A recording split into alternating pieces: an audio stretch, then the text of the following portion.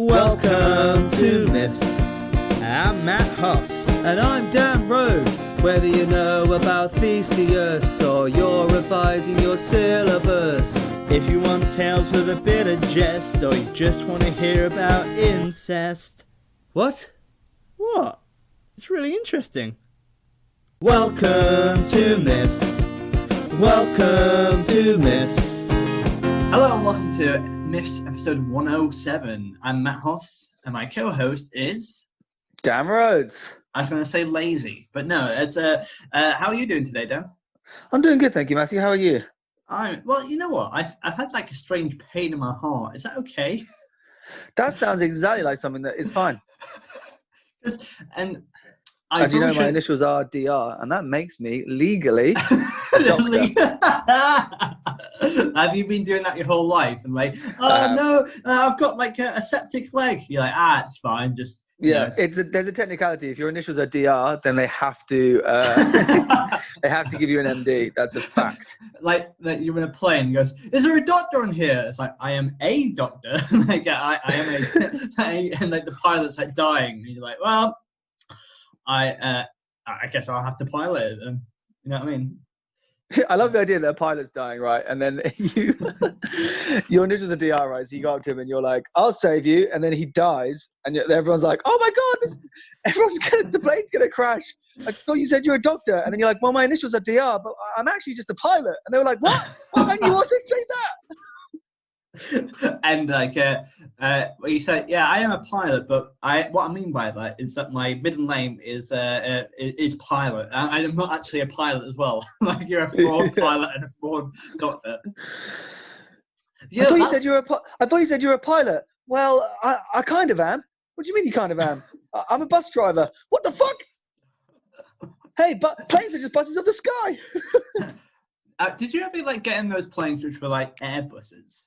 Like, I thought that was like a very uncool name for a plane. It's like, oh, we're going to get in a plane. Is it a jet? No, it's an Airbus. You know what I mean? It's like, no, that's terrible. Well, Airbus is the company, like Boeing. So like Boeing and Airbus, it's like a company that make the planes, like Volvo or Mercedes. It's just, that's like, what the company's called. If you call it Airbus, it sounds like a really bad 80s film. You know what I mean? But they make Airbuses. Yeah, but like, why don't you call it something like cool, but like flightest man? I don't know. I'll tell you what, Dan. I've been thinking a lot about last week's episode. I was an absolute hot mess, and I'm gonna stop just riffing because like there's like my examples are poor. I need to go and have a retreat away.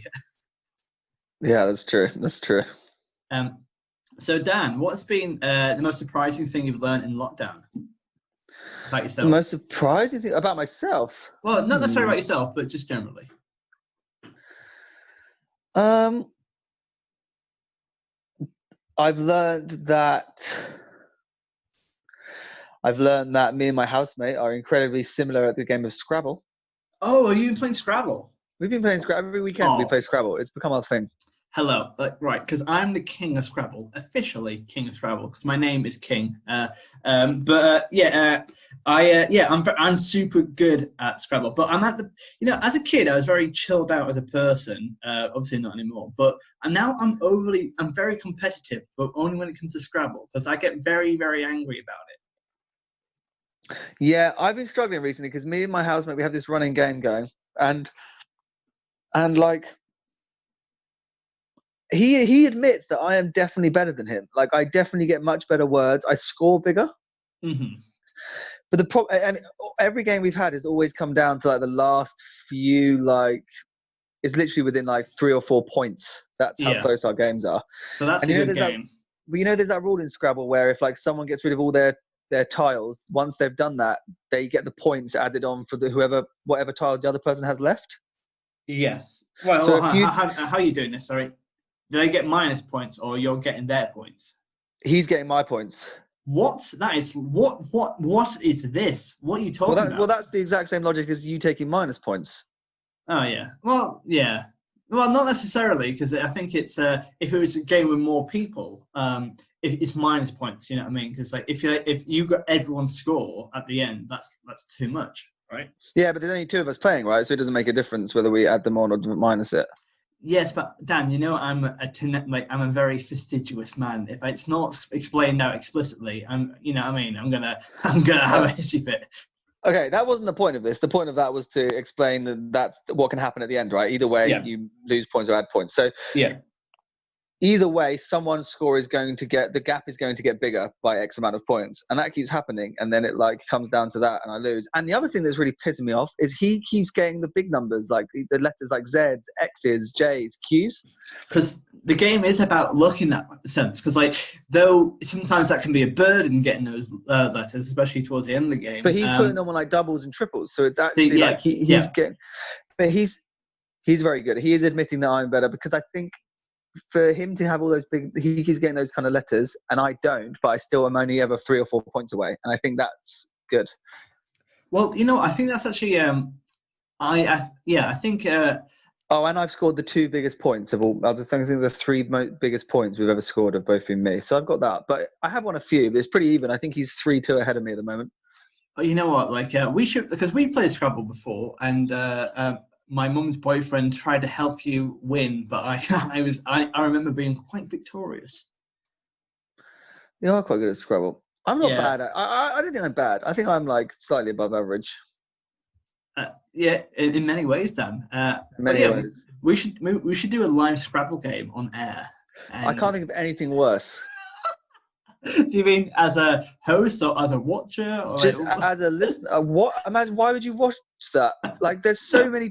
Scrabble has so many pauses in it. Like, when you're waiting to think of a word or the other person's doing that, like, it takes hours. But that's the thing, because I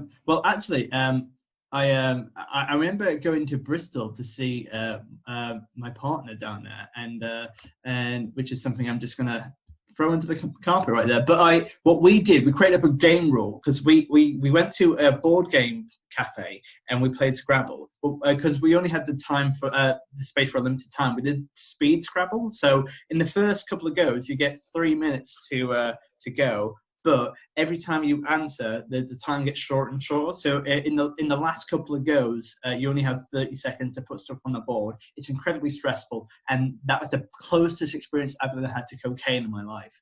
Yeah, that sounds incredibly stressful. But it was good though. It made you just go, not with anything, but you're trying to think in that short amount of time, and you do come up with stuff. Do you know what I mean? Fair. Yeah, fair. But we should probably crack on with the finale of this saga. Are you ready, Dan? Yep.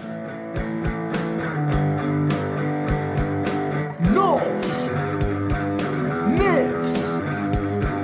Norse myths.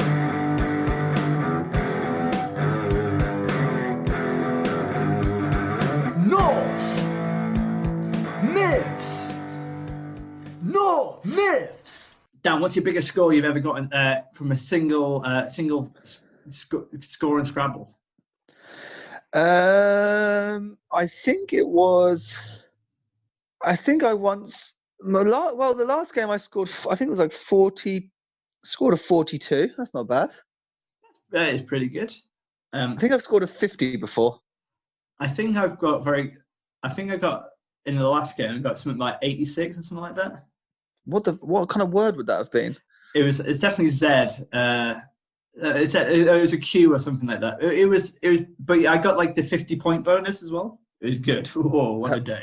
How'd you get the 50-point bonus? So you have to use all your letters, all 7 letters in a single go. Oh, of course, yeah. I so don't you know. get that.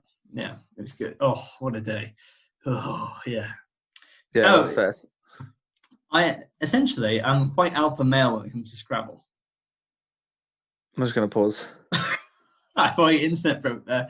All right, Dan. So this is the final part of the part 4 of this saga, and we've been enjoying it so far. But can you give us a bit of a rundown on what's happened? Okay. Or should we? Of 3. So I think we'll have to do this real. I'm going to do this real quick, real layman's terms. So I'm going to miss out a lot of exposition. Yeah, because you can go back and listen to it, obviously. The gods, on a walk in Midgard, found an otter. They killed it and ate some salmon. They went and knocked on someone's door to ask for, this is the important bit, they asked for a place to stay. and the person there, and there's a family there of brothers, and they said, yeah, no worries, come and stay with us.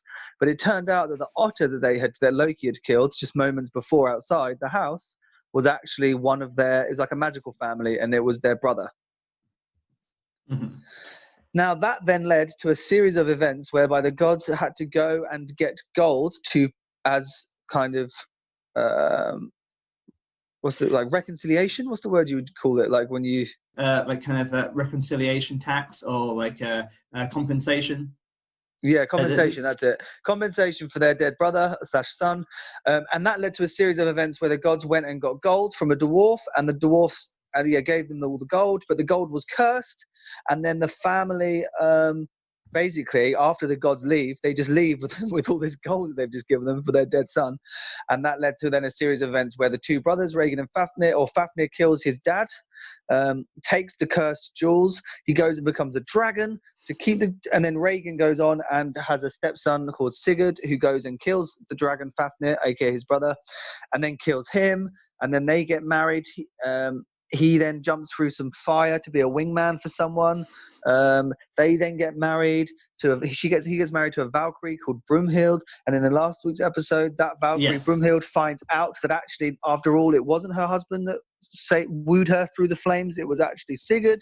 She feels betrayed. She asks them to kill Sigurd. He says, "No, I don't want to kill Sigurd. He's my buddy."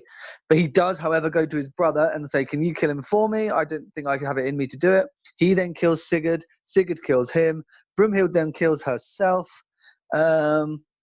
And the ring, there's cursed gold. There's a magical ring, essentially, that keeps being passed between for each person. And everyone who seems to be in possession of it dies. It's very Lord of the Rings, isn't it, Matt?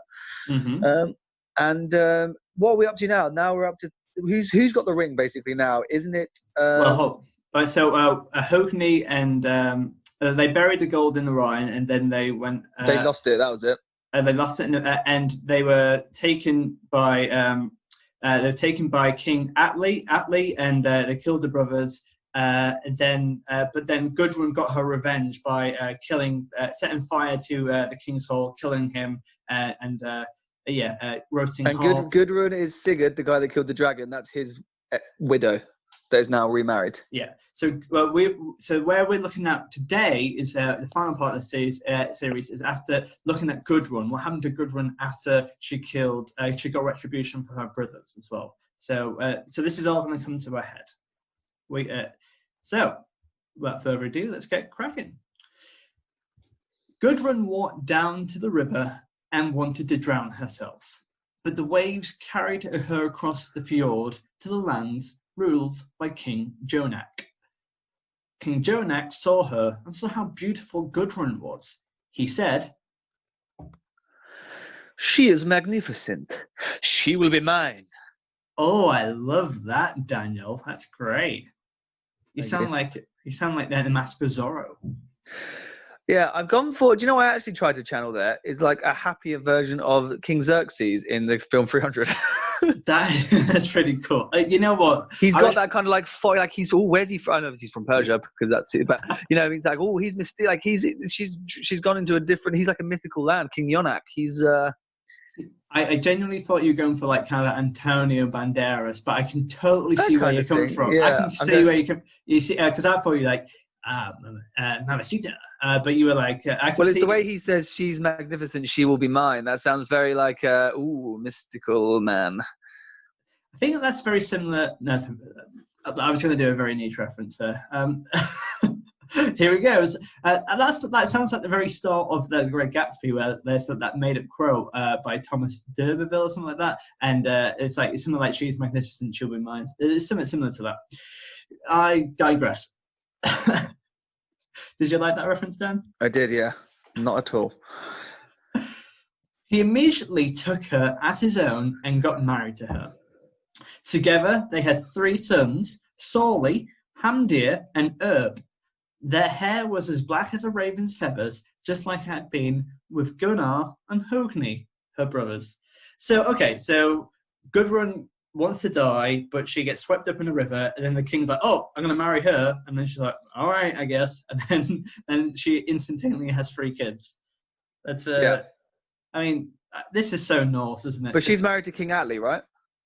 No, not King Atli died, and King Atli died. Okay. that was that her second marriage? Was it or no? Yeah, this is going to be no. her third marriage. This is her third marriage. No, yeah, sorry, you are right. She was married. She was married to Atli, but then She was married to Sigurd. He died. Then she married Atli, and he's now dead. Yes, yeah, you're sorry about that. Yeah, he is absolutely. He definitely did Because die. he got burnt alive. Yes, Well, he got stabbed, and then they burned his hall down. after eating some hearts. No. So Svanhild was the daughter of Sigurd. Svanhild, who was the daughter of Sigurd, had been raised in these lands and was known as one of the most beautiful women there. We often come across a lot of people who are just instantaneously the most beautiful woman ever. But there's about 12 of them in Greek and Norse. You know what I mean? It's always like, wow, you're the most beautiful woman ever. It's like, you're probably not. Statistically speaking, probably not. King Jormunrek the Powerful had heard about Svanhild's beauty, so he talked to his son Randver about her. You, boy, go to the land of King Yolak and ask for her hand on my behalf. Of course, father. Happy to oblige. It's a King Minos vibe to that. King Minos vibe, yeah. But a happy one, like, of course, father, happy to oblige. Lovely stuff. So when Randver arrived at Yonak, he was given the permission to bring Svanhild back to Jormunrek. So his son goes and collects Svanhild for his dad. But the king's advisor said,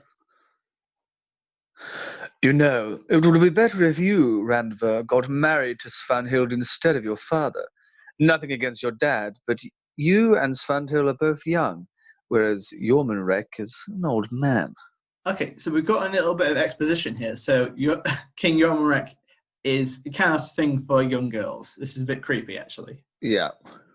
But it's not outside the realm of possibility in Greek and Roman myths, is it? Or Norse myths.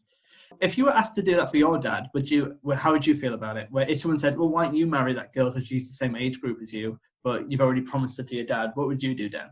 Well, I'd be like, man, this guy's got a point, and she is the most beautiful woman that's ever lived. Allegedly. Yes. But yeah, both Randver and Svanhild liked this idea. But when King Jormunrek heard about it, he had his son seized and sent to the gallows. Before Randver was hanged, he plucked out the feathers from his hawk and sent it to his father. He just disassembled a hawk. That's it. On this podcast, that's a sacrilegious crime. Yeah, he plucked a hawk. That's definitely against the rules, but it's okay. We'll let him off. It didn't say the hawk died. It's just just a naked hawk. Just one feather. Yeah. No, he said plucked out all of them. All right, yeah, I suppose. But yeah. When King Jormunrek saw the hawk, he realized that just like the featherless hawk that now was unable to fly without any feathers, his kingdom was also not able to continue without any heir to the throne. Jormunrek went on to marry the young Svanhild. Oh. A few weeks went by, and the King Jormunrek was returning from a hunt in the forest when he saw Queen Svanhild sitting next to the river, washing her hair. Well, we know. Sorry, I got something in my throat. We know what happens when young girls wash their hairs. They gossip. Well, and also have periods, I think, is what you actively said last time. I don't think that's. I don't remember saying that, and I would like to make a full retraction, actually.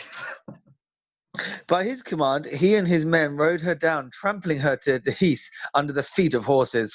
When Gudrun learned about this, she told her sons to seek vengeance for Svanhild. Gudrun equipped them with an armor that was so strong that not even iron could pierce them. Okay, so Gudrun's found out that, because this is obviously her daughter from her first marriage with Sigurd. Mm-hmm. She's just been trampled to death, so she's getting her Svanhild's half-brothers, essentially, the children she's had from her third marriage, to be like, oi, your half-sister's just been killed, go and, avenge her. She does this quite a lot, Gudrun. You know what I mean? This has happened. She's had to send a lot of brothers and sons to do her bidding for her. Do you know what I mean? But also, what I love is that there's a slightly Deus Ex Machina approach to Norse myths, in which that you just have a magical ability You just have a magical ability to have a piece of armor that no one can break through. Do you know what I mean? I think that's wonderful. That's pretty cool. Gudrun said to her sons, well, might be Gudrun. Gudrun said to her sons, When you arrive, you should wait until the sun has set to attack the king. Sorley and Hamdir, you should cut off his arms and his legs. You should cut off his head. the brothers agreed and set on their way. As the brothers were travelling on foot, Sorley and Hamdir asked their brother Erp, What assistance can we expect from you if we actually get to King Jormunrek? Erp answered them and said, I will help you, just like the hand helps the foot. Sorley answered back and said, The foot is not supported by the hand at all. Before the brothers had left their home, their mother Gudrun had taunted them, which had left them in a bad mood. This silly response from Erp had been the final straw, and because Erp was the son that Gudrun loved the most, Sorley and Hamdir killed him. Oh my god, right, hold on. This is absolutely mental. Okay, so firstly, we have what I like. Gudrun's done good parenting here, where she's very much just like, okay, you all get to, like, you're all equals, you all get to decide, dismember the king in equal parts. But then like, she has a favourite son, and they're like, well, because you said something stupid, I guess we're going to kill you. Like, I mean, imagine if I was killed for every time I said something stupid, I would have died 107 times. Yeah. It's funny Yeah. because that's how many episodes this is. And the funny thing about that, I've definitely said more than one stupid thing per episode. I think, if anything, it's like 214, but never mind. So, yeah. Good maths. Yeah, I'm pretty good at maths. A few hours later, as Sorley was walking, one of his legs slipped under him, and he fell to the ground, but quickly supported himself with his hand to prevent his head hitting the ground. While he was laying down on the ground, he said, The hand has now helped the foot. it would have been better if Erp had still been alive. Well, that really tickles me. It's very much like, it's kind of, that's the equivalent of saying that you say a joke and he goes, you should have been there. It's funnier in the moment, you know what I mean? It would have been better if Erp was still alive. In the evening, the two brothers arrived at King Jormunrek's sleeping quarters. He awoke as they struck off his hands and legs and called out to his guards. Then Hamdir said, If we left Erp alive, the head would have been cut off, and the king would not have been able to call one for his guards. The guards came into the room and attacked the two brothers, but they could not harm them with their weapons. Jormunrek yelled to his men, Use stones, not swords. The guards picked up stones and threw them at the brothers, and they fell to the ground. The king bled out, and now the house of Plucked and all their descendants were dead. Whoa! And that is the end of the Ice Shadow Giant's Breath quadrilogy. Wow! What a The curse has killed a whole family tree of people, like lineage and everything. Yeah, and again, as we alluded to in the last episode, it's the House of Pellets vibe where everyone's kind of affected. Wow, a lot happened. Yeah, well, I think it's time to go and rank this myth. Hey there, my name is Matt Huss, and in this link I have an American accent, and I advocate the safe use of myths podcasts in small doses. So, Dan, we've had quite a lot of content there, and the best thing about Norse myths is that there's a lot that happens in a short amount of time, isn't it? Like, everyone's a firecracker. So there's a lot to go through in this myth. And the last couple of episodes have been quite highly marked as well. More so, so we've had some 29s and 30s. So let's talk about, let's see if this one matches up to the same caliber. And we mark it out of 40 in 4 different categories. The first one is life skills, the practical things that we've learned during this myth. So, Dan, what practical things have we learned? We've learned how to swim. We learned how to swim. Or not swim, because you got carried away. We learn water safety. We learn how to not jump in a raging river, because it will sweep you away and you'll get married to someone in a foreign land. We learned how to kill someone with some stones. Yes, we also learned how to wear armor, I suppose. Armor, yeah. We learned how to get married to 2 different people. Yeah, it's not crazy hard. I'm not gonna lie. Nah, we learn how to pluck For a hawk, we learn how to chop off someone's arms and legs, but not their head. not their head. We learn how to support ourselves if we fall. Yeah, that's a good one. I don't think it's good, actually. I think maybe 3 or 4. I think it's 3 or 4. Yeah. I think maybe just slightly less below average. It's all right, not great. Yeah. I'm tempted to say 3 actually. Yeah, 3. 3. Okay. Morals. I think this is high on morals. Yeah, so this is the ethical lessons we've learned during this. And, okay, so firstly, the fact that Gudrun wants to drown herself. She wants to die after her last marriage, but Jonak's able to save her and kind of give her a nice life and give her purpose again. That's quite nice. But she has been married to like 3 kings at this point. She has. And everyone she's loved has died at some point. Yes. Yeah, there's always been quite dangerous men in their life as well. Also, a bit creepy that the old king wants to marry the young girl. That's a bit creepy. Yeah, that's morals. I thought there were the big 2 moral issues were the whole thing with Randvar and the hawk. So he's expressing that like, without me, your lineage is dead. And that also was then mirrored again, similar vibe with the whole morals of like, don't kill. Sometimes someone who you see as a weak link is actually, that chain is just as important. Like a weak link is still a link in the chain. Like it's still more important than not having it. That reflection is actually going to mark highly in our creativity as well. It's like that synchronicity, but also the fact that I had another point as well. The fact that as soon as like Randver considered the idea that he might want to get married to Svanhild instead of his dad instantaneously just goes, "All right, you're going to die." You know what I mean? Like he has like it's quite petty, I would say. Yeah. And the fact that it's about unification, standing by your brothers, but because they don't, everyone dies and everyone's. But we don't actually know what happened to Gudrun. You know what I mean? Yeah, no, she's all right. But also her mum like has favourites as well. That also leads into it. I think it's pretty decent. It's got a few, but I'm not sure if it's ultra high. But it's pretty decent, I would say. I think it's like above average. I think it's like a 6 or a 7. I was thinking 6. I think it's 6. Agreed. Creativity. Well, we just said it was quite creative, I guess. Yeah. There's definitely like, again, the family tree, the way it all ties in, the way the curse has fulfilled itself, like they've all died. Going and getting married to a different king, plucking the feathers. There's quite a creative way. Like that's quite a creative metaphor, the whole plucking of a hawk. That's creative.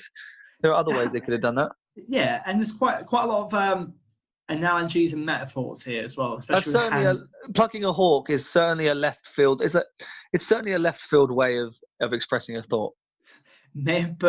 Maybe he just went into it. Maybe his last dinner was just like a chicken, and he just didn't get round to eating it. He goes, "Oh, this plucked hawk means that I don't have any lineage anymore." It's like, no, I just didn't finish my dinner. Also, can we talk about how weird Randver sounds? What a weird name! It sounds quite saucy. You know what I mean? Ooh, Randver, yeah, it does actually. Yeah, I don't think it's as creative as I think it's a 5 actually. I think it's bang average. Yeah, I think 5's fine. WTF? What was messed up about this, Matt? Okay, firstly, the cutting off the arms and legs, but not the head, and also how the king bleeds out. How the mum tried to make that a way of like showing her sons that she didn't have any favourites. Now you'll all get a piece of the body parts.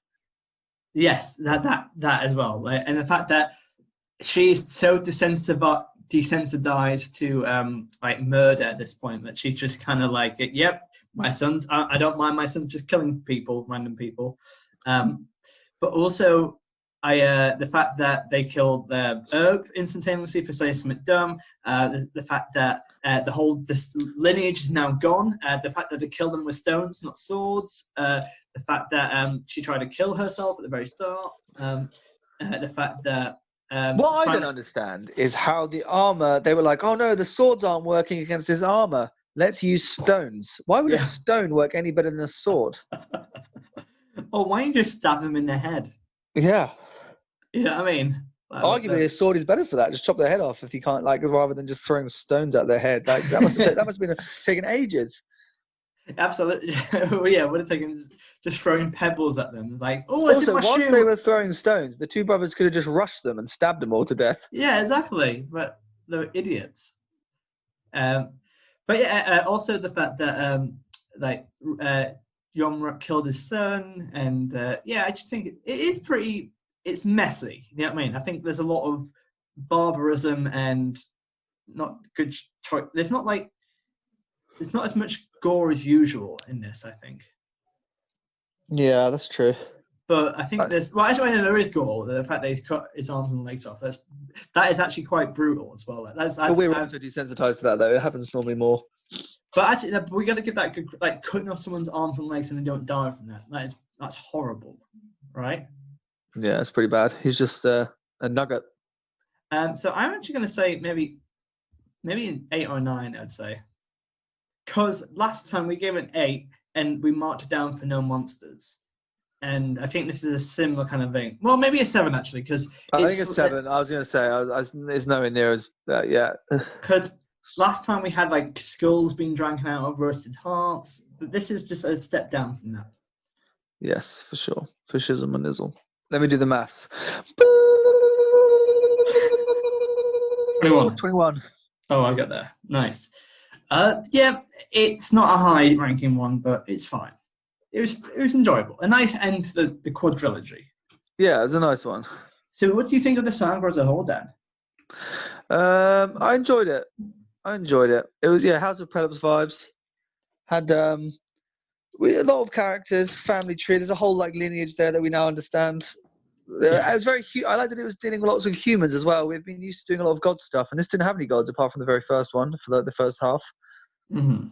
Yeah, it's and just purely been about humans, and I like that. Yeah, because we don't really get that much in Norse mythology. It's normally always gods and dark giants, which is pretty cool still.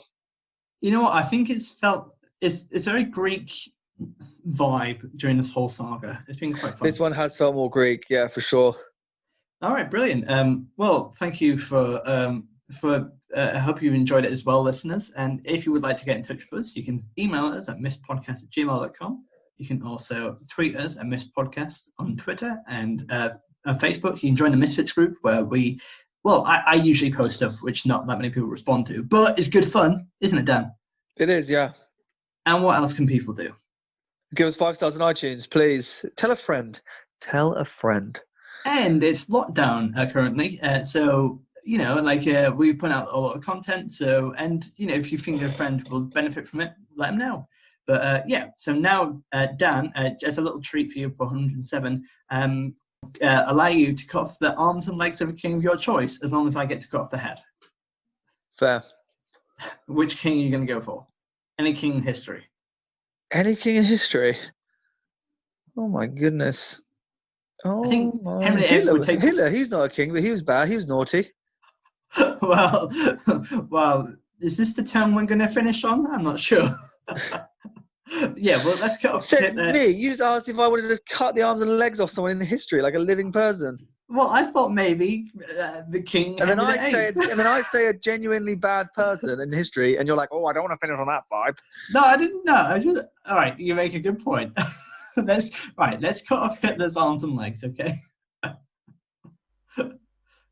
Oh, I'm distasteful now, am I, Dan? Yeah, that's not. Yeah, he's just as bad as him. All right, I've been Matt Hoss. I've been Dan Rhodes. And we'll see you very soon. Bye. Bye. Myths. Myths. Myths. Myths. Myths. Myths. Myths. Myths. Myths.